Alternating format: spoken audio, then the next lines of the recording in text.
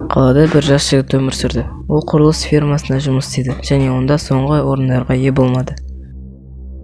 Ол жұмысшылардың жалақысын бөлумен айналысты. Жігіт қол астында аларды жиі алдады, қоспады, санамады және ұрланған ақшаны өзіне қайта жазды.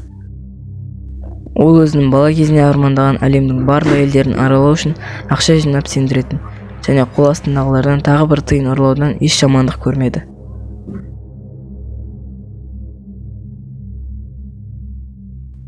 Бірде ол жұмыста жаңа көлігімен бара жатты. Ол тағы шыдамай ұрланған ақшаға қымбат ойыншық сатып алуға жұмсады.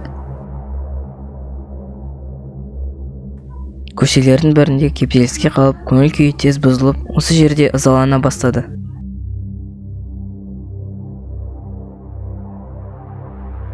Осы жерде көліктің терезесі қағылды.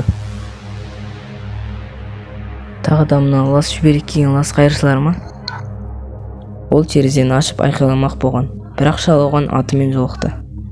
Бірден айтып қояйын, мен сенен ақша сұрамаймын. Мен өзім саған қанша алғың келсе сонша бере аламын.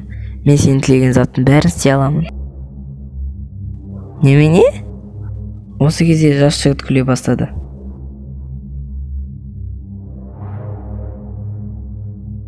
Сен бе, лас әрі қайыршы шал? Кенеттен шал алдыңғы орындықта пайда болды. Ей, сен мұнда қайдан пайда болдың? Жігіт сөзді аяқтап үлгермеді, өйткені қария қолында қалың ақшаны ұстап оған созып тұрды. Бұл сенің тілегіңе жеткіліксіз деп ойлаймын. Мен саған шынайы ықыласпен көмектесе аламын. Сен маған қалай көмектес? Осы кезде шал оған қалың ақшаны ұсынды.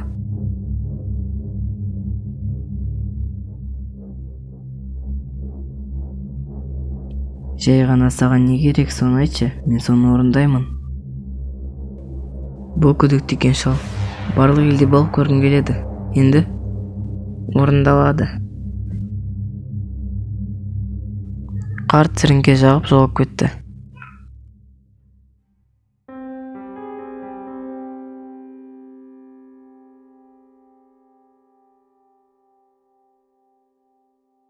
Бір аптадан соң әр елден қорқынышты жаңалықтар келе бастады.